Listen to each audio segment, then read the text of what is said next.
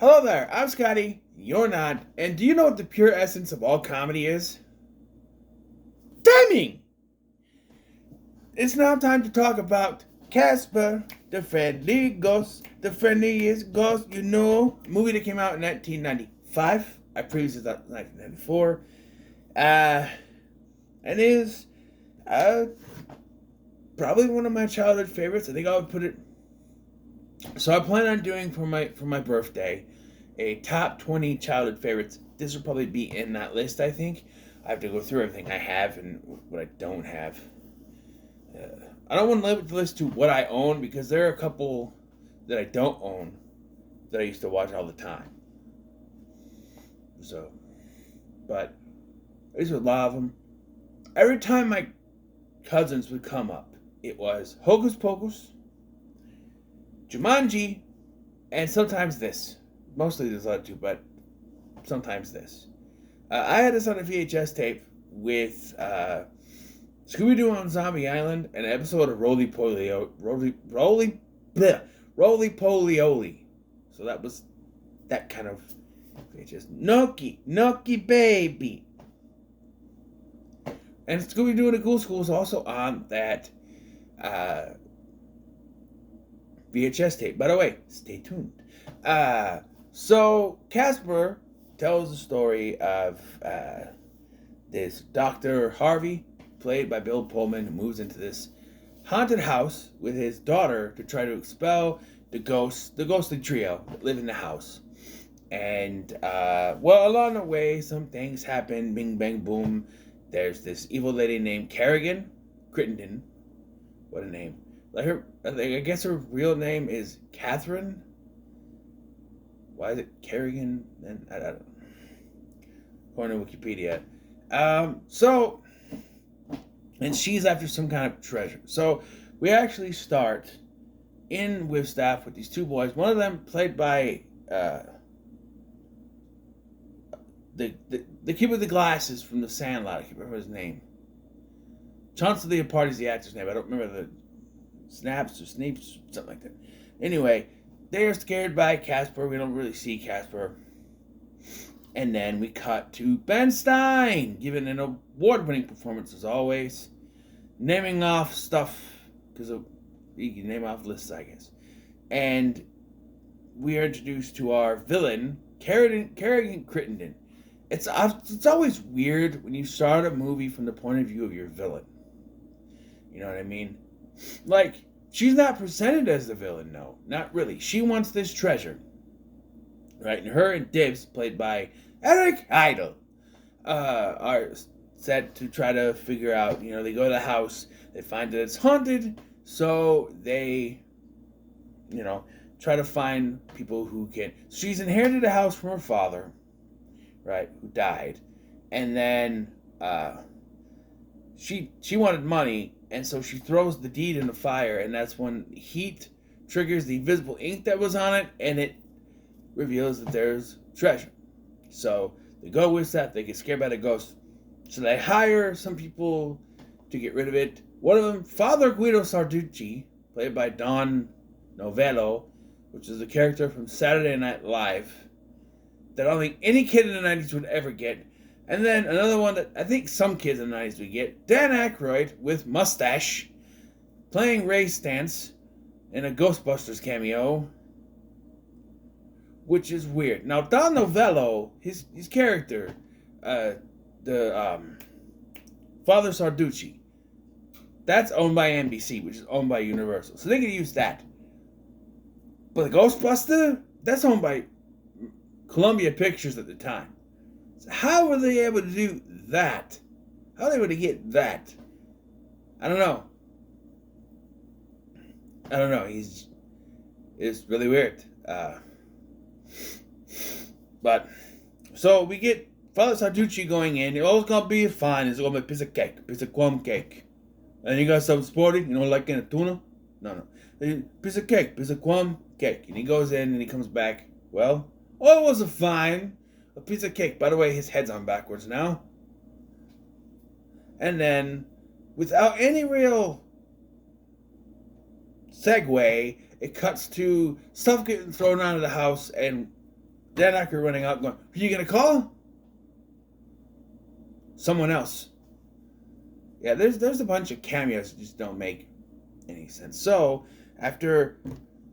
Casper, it's Casper that sees this news report on Dr. Harvey and sees that he has a hot daughter. She's older than me, shut up. And I had a crush on Christina Ricci growing up.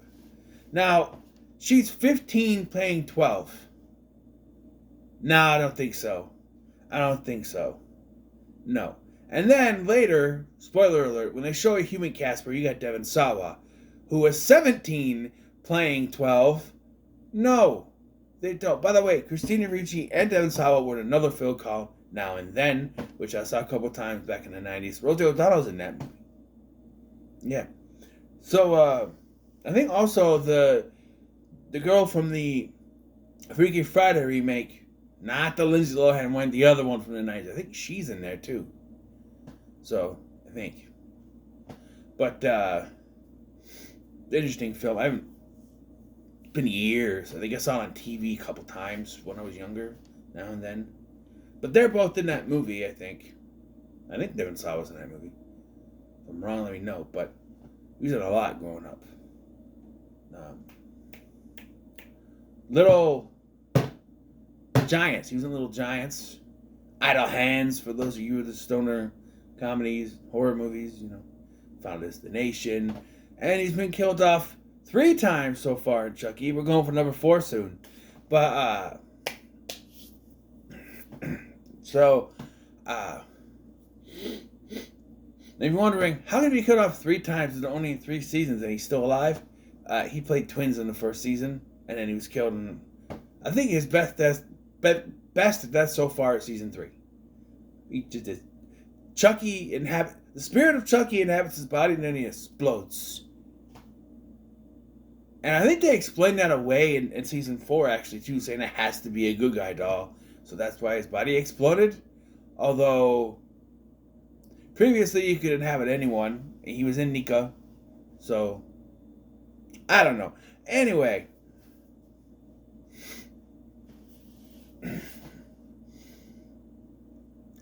So back to this movie. So, yeah, she's 15 playing, or 15, 14, depending on when they filmed it and when this came out. So, 14 playing 12, and he's probably 16 playing. But, he was baby faced back in the day, right? Because by that time, if he was 17 in 1995, that means he was 22 playing 16 in Final Destination. Although they were all like in their 20s at that point. So anyway, so Dr. Harvey moves into the house with his daughter to try to get the ghosts out. And we get an awkward encounter with them, with Kerrigan and Dibbs. I love her introduction. She goes, "I'm Kerrigan Crittenden," and it's Dibbs. I don't know how she just treats him like shit. And we're going to get to some of the issues I have with Dibbs' character and how they even the writers mistreated him a little bit, But so they're after this treasure, and the whole point is to get the ghosts out of the house. So they move in. And right away, Casper is an ogling cat. Now, some people say, "Oh, it's weird for a ghost," but he's a ghost that died when he was 12, so it's perfectly normal. He's got those hormones, although when you're dead, does your hormones remain? It's one of those things, puberty still gets you when you're dead, I guess. I don't know. If I was Casper, I'd be kind of, I had a crush on her, so you'd be like, not so much anymore. She's older than me. She is older than me, but I don't know.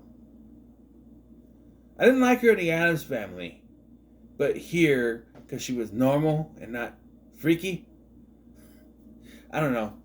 But this solidified my crush on her, but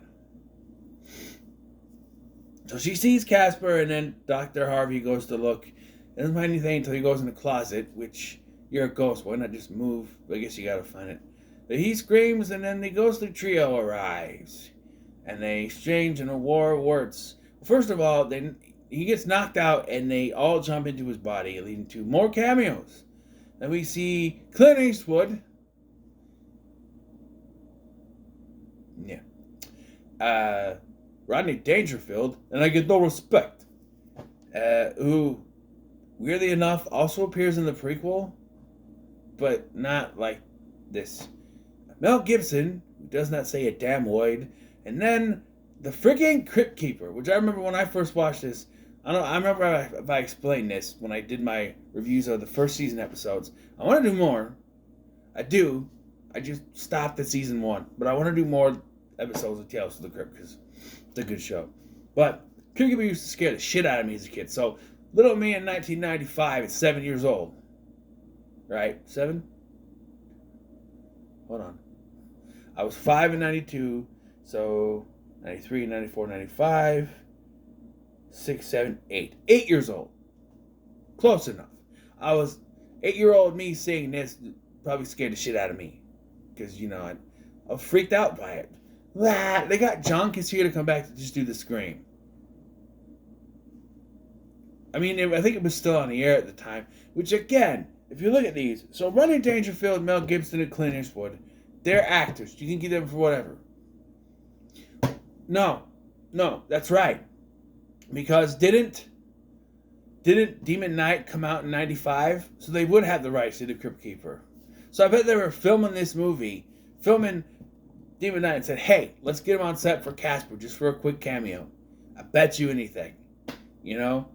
So, or it was Demon Knight 96. Either way, probably would have been doing some kind of filming. But, yeah. So, they're a little iffy on the ghosts. The ghostly trio are trapped in a vacuum and then somehow are free the next day. I know you're thinking, though they're ghosts, they could just go through the vacuum. But if that's the case, then wouldn't they just get sucked through the bag out again? I don't know. It's weird. It's not like the traps in Ghostbusters, because the light that comes out is what helps trap it and keep them in there. Where this is a vacuum, right? They go in, they can just pop back out. They're ghosts, right? They go through walls, for God's sake. But, yeah, so Kat goes to school, right? After a little breakfast from Casper, she doesn't like Sunnyside eggs, which I feel like is something set up to later when he gets fried like an egg. I feel like it's a nod there. Like it connects to that. But anyway, she goes to school, and this is where we get introduction to our human villains that don't really go anywhere. You have Fulton's younger brother from Mighty Ducks. Wasn't really his brother, but Garrett Ratliff Henson, who played Guy in the Mighty Ducks movies. And you have that one girl who was in a lot of things, including Home Improvement as Brad's girlfriend, and she was also on Boy Meets World.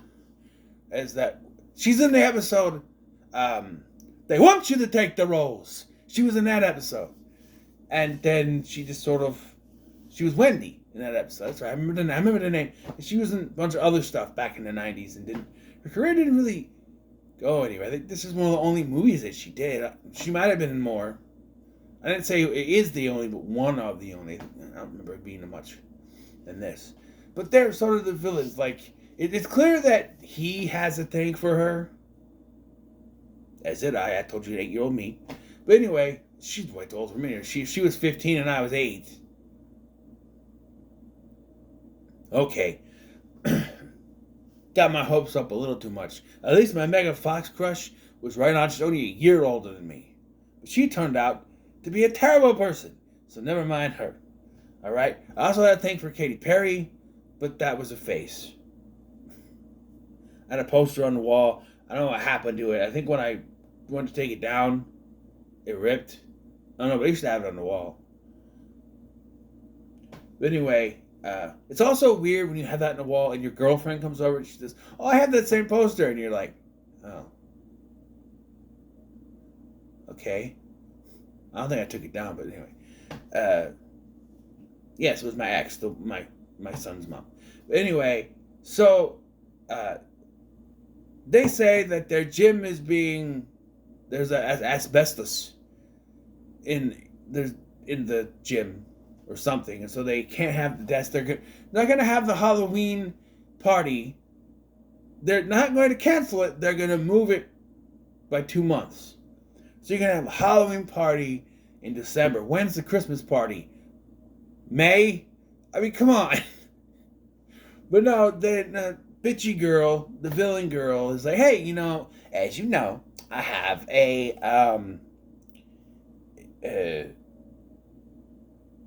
what do you call it? Beach house? Not a beach house.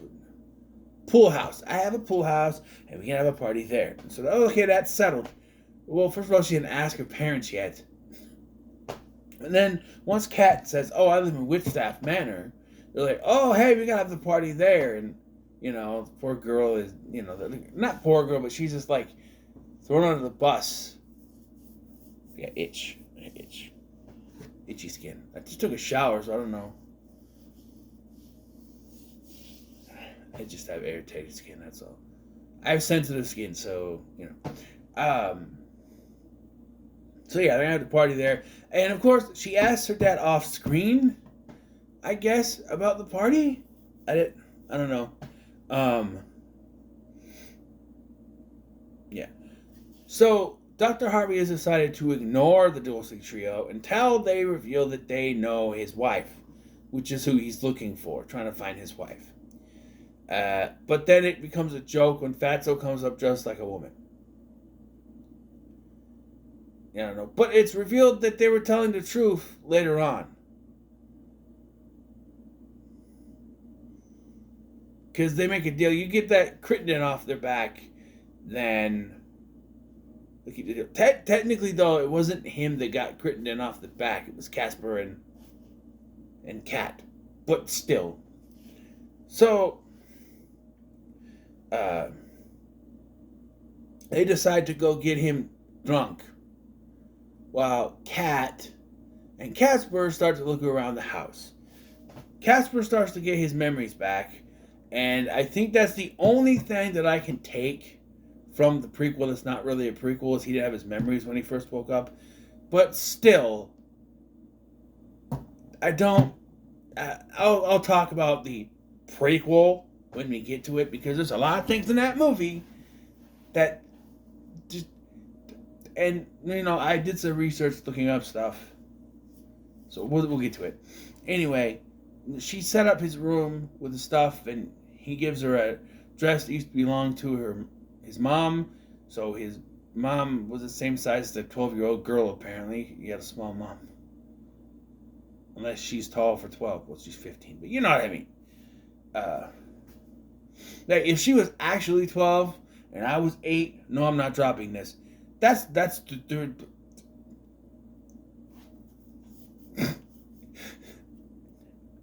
4 years apart. That's closer, right? Than 7. I'm not good at math. I have to use my fingers. It's 4 years is better, right? 8 and 12. But she's not. She's 15 now. 8. Why am I so obsessed with Christina Ricci? I don't have a crush on her anymore. I don't think. Okay, she was hot in Speed Racer, but that did. I already had a thing for Trixie since I was a kid anyway. And that was from the 60s, so that's really old. So look, let's just move on. All right. Okay, so they start talking about stuff. First of all, Casper gets a friggin' last name in this, McFadden. Casper McFadden. They gave him a last name. He's just Casper the Friendly Ghost. Didn't give him a last name. They did. Casper McFadden. Interesting. They gave him a backstory. Who knows? But during this, he remembers a Lazarus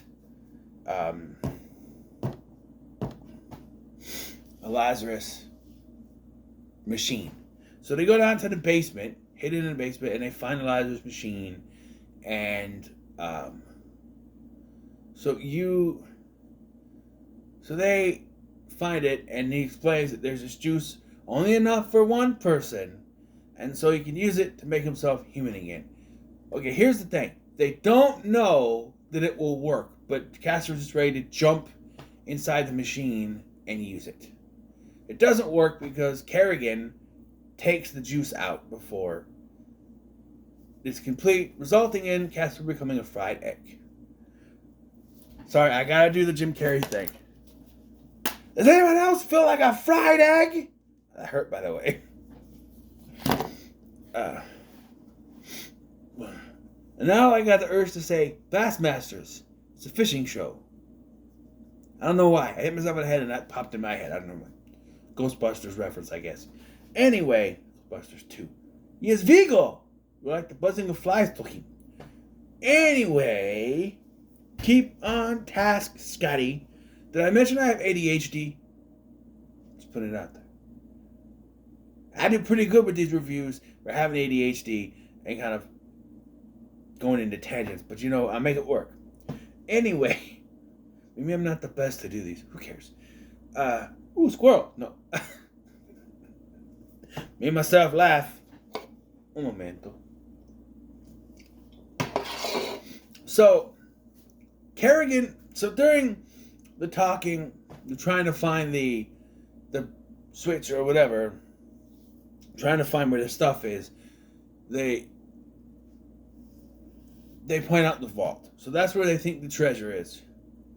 So their plan is to kill one of them, turning into a ghost, and then use the machine to come back. This becomes a contest of them fighting each other to see who dies first, with Kerrigan falling off a cliff because Whipstaff is on a cliff because all those kind of mountains are on the top of a cliff. She comes back as an evil ghost and shows up to grab the stuff. And at first I was like, wait a minute, how does she get that out of there? Well, she goes in, she opens the door when she's in there, and then she comes out with the treasure chest. We find out it's just baseball stuff because there's treasure to him. And if you really pay attention to the dialogue, he says he and his dad used to play pirate treasure. So, if you paid attention to that dialogue, you realize that the treasure they're after wasn't real treasure. But, Kerrigan and Dibs. This is where Dibs has his I'm standing up against Kerrigan moment. And they decide, instead of having him turn good like he should have, all the times being stepped on, Kerrigan is dead now. What's she really going to do? Although she does technically kill him, I think. He should have given the serum to Casper and,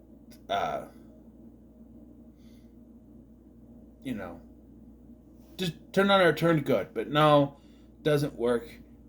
But Kerrigan decides that she doesn't have any unfinished business, which means she gets sucked to hell. Which, actually, it is true she doesn't have any unfinished business, because it would be trying to find the treasure, and now that she found it, she has no unfinished business. She's dragged down to hell, and they kind of show it.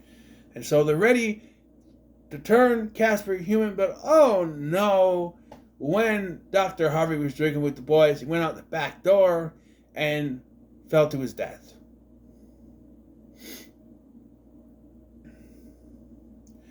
So I have a question. They used the serum to bring Dr. Harvey back.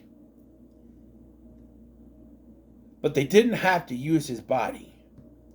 So does that mean that Dr. Harvey is now corporeal again, and somewhere behind a bar is another body of Dr. Harvey? Like, if Kerrigan had been brought back, is her first body down at the bottom of a cliff, right? Like, the rules here. What are the rules? What are the rules? I don't know. How does that work? Like, they didn't bring his body back with him, so it's confusing. It is. It's something I never thought about till now. But yeah, wait. Maybe Dibs is not dead because if he did die, he'd be a ghost, right? Maybe he's not dead. He's just unconscious or something. I don't know. But there's language in this that you would think, this is 90s PG, right? Cat says piss off at one point. Dibs calls Kerrigan a bitch, although he is technically talking about a dog when he says it.